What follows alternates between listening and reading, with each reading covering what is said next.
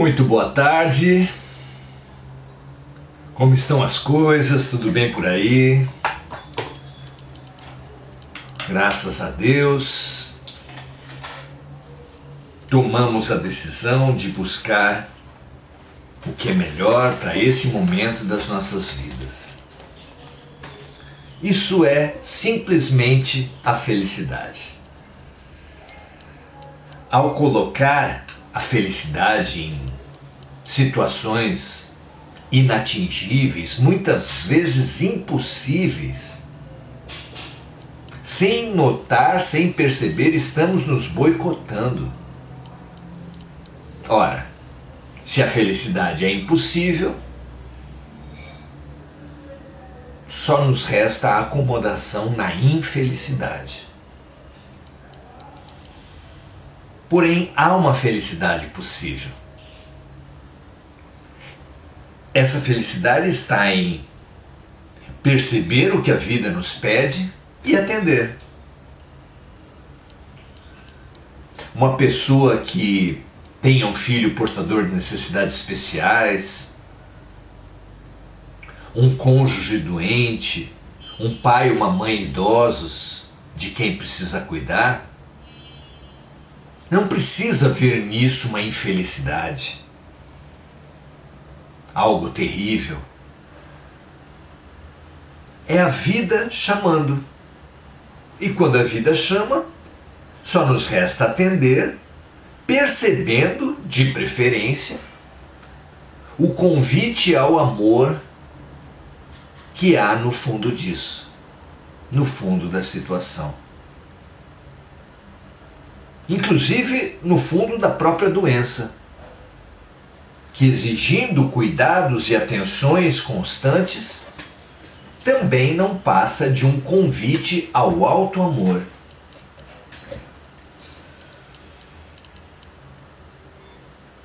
É possível ser feliz.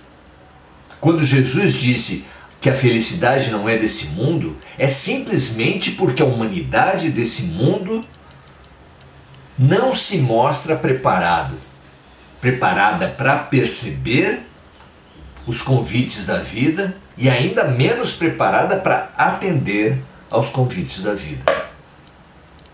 Por isso é que o resultado é que a felicidade acaba não sendo desse mundo, não porque ela é impossível para qualquer ser, mas porque ela se mostra impossível para os seres do nosso estágio de desenvolvimento ou de imaturidade.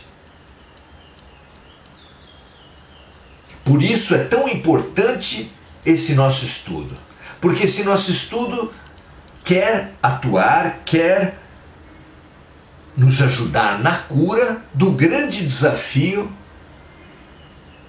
que os profetas revelaram, grande desafio da vida, e que Jesus confirmou. Eles terão olhos, mas não verão, eles terão ouvidos, mas não ouvirão.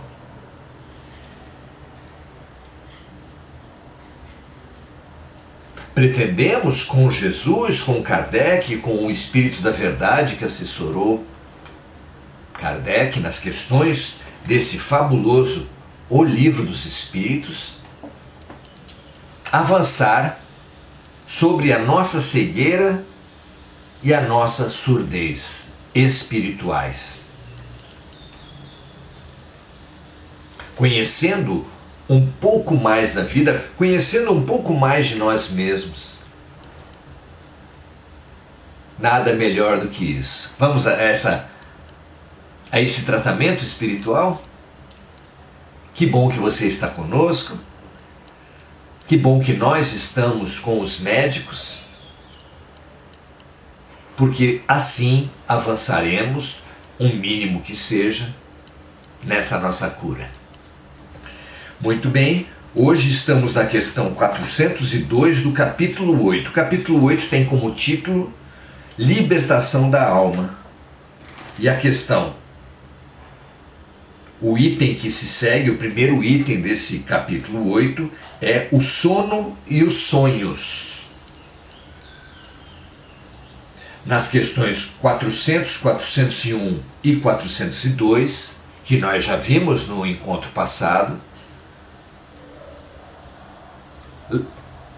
Estudamos junto com a resposta, a longa resposta dos Espíritos, uma das mais longas desse livro fabuloso. Estudamos alguma coisa sobre o sono e hoje vamos avançar um pouco mais na resposta dos amigos espirituais. O que é o sono? O que acontece durante o sono? O sono influencia a vida na vigília? Muito bem, vamos lá? Questão número 402. Vamos nos debruçar agora sobre um segundo momento das respostas. No encontro anterior, lemos 5 parágrafos iniciais e agora retomaremos alguns desses parágrafos iniciais e avançaremos. Ok? Então, aqui, nesse primeiro momento, os Espíritos nos respondem a uma das nossas perguntas: o que acontece com o espírito durante o sono? Eles dizem assim: espíritos, quando dormem, procuram ter um sono consciente. Há espíritos que, quando dormem, procuram ter um sono consciente. Procuram a companhia daqueles que lhes são superiores, viajam, conversam, se instruem com eles. Trabalham até mesmo em obras que encontrarão prontas após seu retorno ao mundo espiritual por ocasião do desencarne, da morte. Esses fatos deveriam ensinar o homem a não ter medo da morte, uma vez que morrem todos os dias ao dormir. Eis a proposição, eis a oportunidade fantástica para todos nós de matar a morte, esse mito que nos aprisiona, que nos atola, que nos paralisa, que é a matriz de todo medo, que é o medo de todos os medos. Matar a morte. E isso, para longe das teorias e das filosofias, é conquistado, segundo os Espíritos nos revelam, é uma conquista do espírito que avança para o sono consciente. O sono consciente.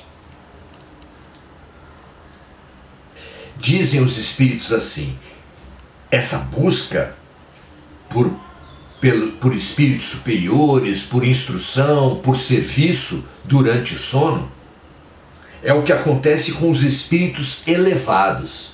Aqueles de nós que têm mínima lucidez abrem-se, solicitam, buscam durante o sono aprendizado, cura, elevação, serviço. E por que os espíritos elevados buscam isso durante o sono? Porque já é o que buscam durante a vigília. Um espírito elevado não se demonstra pelos rótulos, pelos títulos, pelas posições sociais, mas sim pela boa vontade, pela lucidez com que busca o aprendizado constante e o serviço. Se ele já busca isso durante a sua vida, quando dorme, durante a encarnação, durante o estado de vigília, quando dorme e se desprende do corpo, muito mais ele buscará.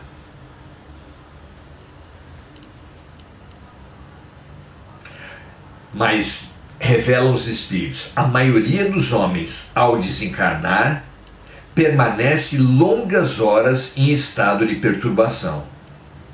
Porque enquanto eles dormem, seus espíritos vão visitar mundos inferiores à Terra, em busca de velhas afeições, ou vão atrás de prazeres ainda mais baixos que aqueles aos quais se entregam quando estão acordados. Vejam, meus amigos, que quem quer ter uma vida durante o sono, lúcida, proveitosa, através de estudos e serviços, precisa priorizar esses mesmos estudos e serviços durante a vigília.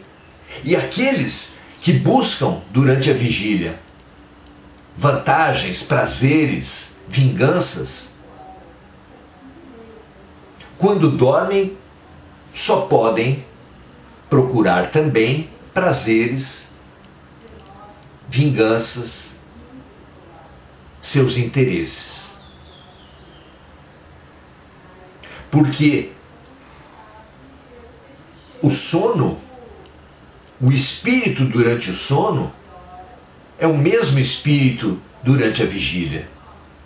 As suas prioridades, a sua sintonia expressa durante o sono, que vão determinar a qualidade, a importância, a densidade, o proveito do seu sono, dependem das características impressas pelo espírito à sua vida de vigília.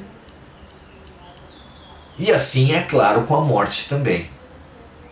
Aquele espírito que durante a vida acordada buscou de todas as formas aprendizados constantes e ser constantemente útil, teve em decorrência disso essas mesmas prioridades durante o sono. O aprendizado constante, o autoconhecimento, a busca por ser útil, por servir. E com essas prioridades durante o sono e durante a vida de vigília, será o resultado desse excelente plantio que virá pela qualidade da morte e pela vida após morte, como colheita. Absolutamente lógico que seja assim. E lógico seria se a morte transformasse as pessoas do nada por si só. Se o sono, antes da morte, tornasse as pessoas mais elevadas, os seres mais elevados. Não. Há uma integração em tudo, há uma coerência em tudo. Vivamos bem para ter boas vivências durante o sono e vivamos bem em vigília e durante o sono para ter uma boa morte e uma boa vida após a morte. É um todo integrado. E é absolutamente lógico que seja assim, não é?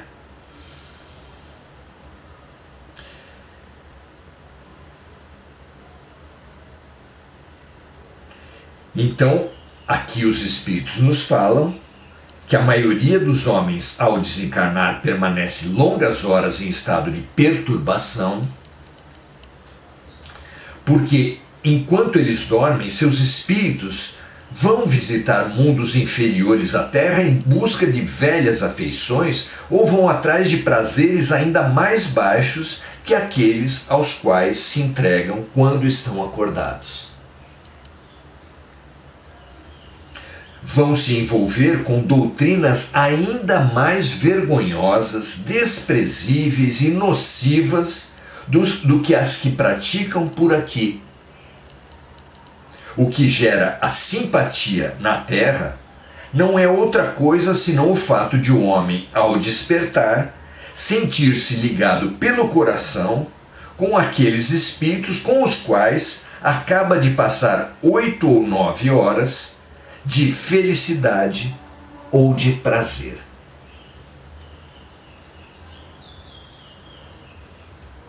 Vejam o que nos é revelado aqui.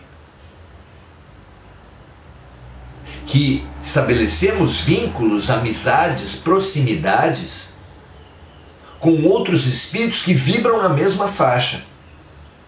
Aqueles que vão para o mundo do sono, para o mundo que existe quando nos desprendemos relativamente dos nossos corpos durante o sono. para aqueles que vão para esse estágio da vida em busca de aprendizado, em busca de serviço, estabelece ótimos vínculos, ótimas amizades, que depois vão repercutir na vida de vigília.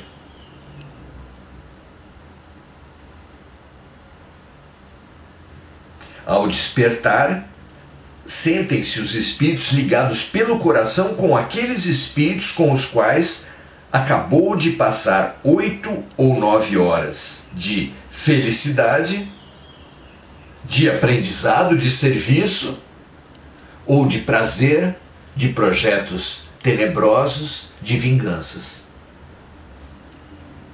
O desprendimento do espírito quando seu corpo está dormindo explica também as antipatias insuperáveis que sentimos intimamente, porque as pessoas com as quais antipatizamos já são nossas conhecidas do mundo espiritual e sabemos que pensam diferente de nós. Assim, mesmo sem nunca tê-las visto antes com os olhos do corpo físico, nutrimos por elas uma antipatia sem explicação. Aparente, pelo menos. Esse desprendimento explica também a indiferença de muitos homens que não procuram conquistar novos amigos porque sabem que existem outros que os amam e que lhes querem bem no mundo dos espíritos. Em resumo, o sono influi na vida do homem mais do que ele pode imaginar. Muito interessante, não é? Durante o sono, os espíritos encarnados estão sempre em contato com o mundo espiritual. É esse contato que incentiva os espíritos superiores a encarnarem na Terra sem muita repulsa. Durante o período em que esses espíritos estão na Terra, em contato com todos os vícios, Deus permite que durante o sono eles se fortaleçam no bem, indo visitar os mundos superiores. É quase que o movimento de uma baleia ou de um ser humano quando mergulha e que volta à superfície da água para tomar ar. O espírito superior, quando encarna na Terra, tem durante o sono um alívio, um refresco, um estímulo, um encorajamento por parte de seus amigos.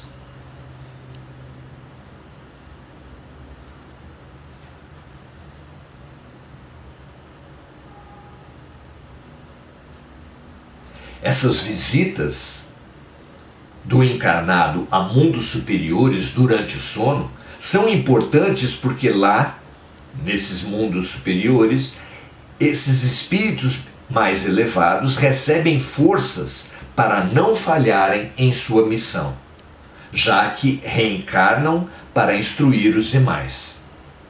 Na verdade, o sono é uma porta que Deus abre aos espíritos superiores para que eles possam reencarnar, reencontrar seus antigos desencarnados, seus amigos desencarnados. Pode-se dizer que é o recreio depois do trabalho, enquanto aguardam a própria desencarnação que irá devolvê-los ao meio que lhes é próprio. O sonho é a lembrança daquilo que o espírito viu durante o sono. Mas observem que nem sempre ele sonha, porque nem sempre ele se lembra do que viu, ou de tudo o que viu. Isso ocorre porque a alma do homem ainda não possui o pleno desenvolvimento de suas faculdades. Muitas vezes resta apenas a lembrança da perturbação que acompanha a entrada no mundo espiritual e o posterior retorno.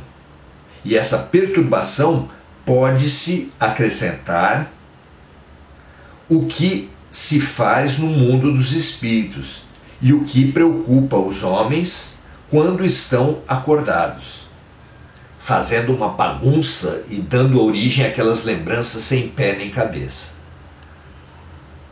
Se não fosse assim, como explicariam esses sonhos absurdos que perturbam tanto os mais sábios quanto os mais humildes?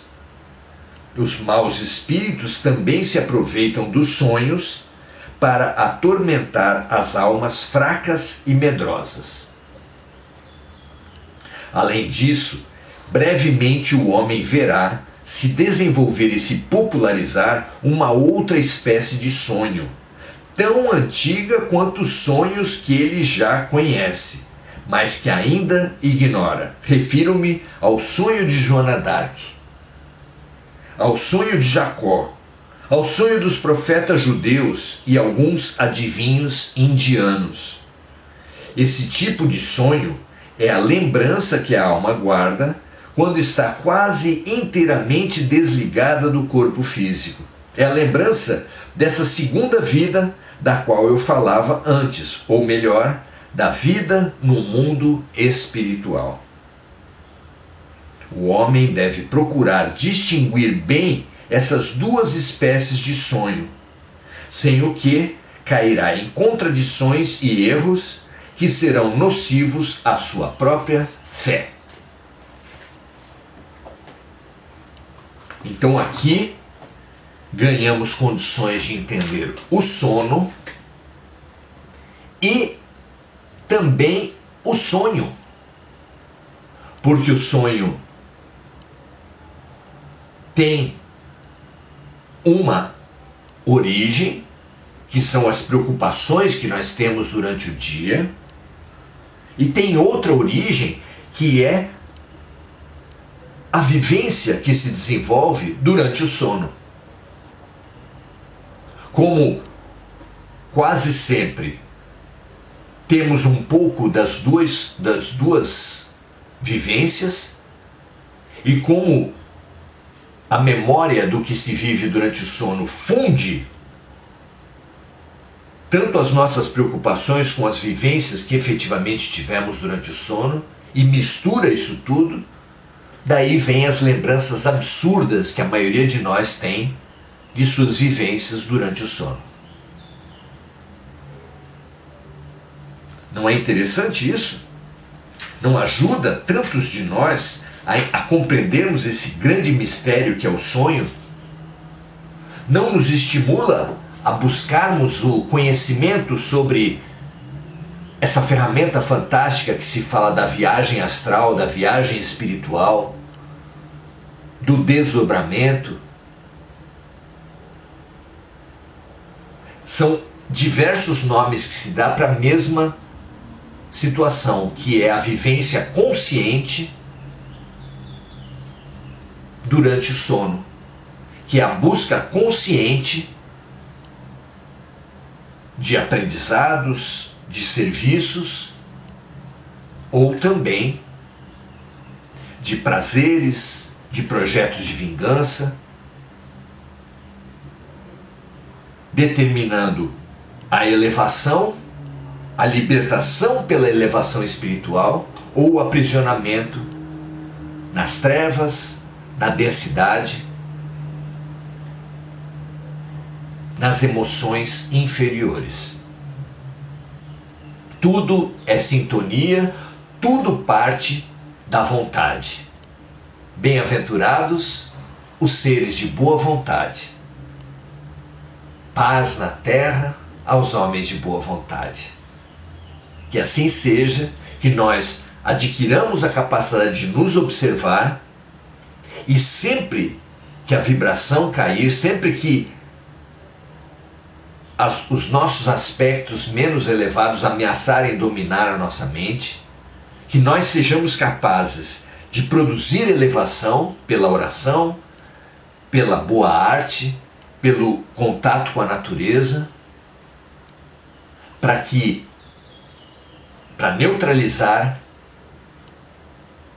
essas tendências inferiores e abrir nossa alma para as para os grandes espíritos, para os nossos instrutores, para os espíritos familiares, para os anjos de guarda, que tanto tentam nos ajudar e que dependem, para essa ajuda, de nós oferecermos boas sintonias. Muito bom, muito legal estar com vocês nesse aprendizado. Muito boa noite, Mônica Silva, Seara de José, meu amigo José Ferro, Maria José Sobral, Adelaide Dias, Gugu Souza, Mônica Silva, Eliane Laure, Silene Reis, Domingos Natalo, Mônica Silva, como já citamos antes, que sempre lembra dos amigos encarnados e desencarnados, Enir Cajazeira, Nair Dolores, Andréa Salvatore. Muito bom estar com vocês.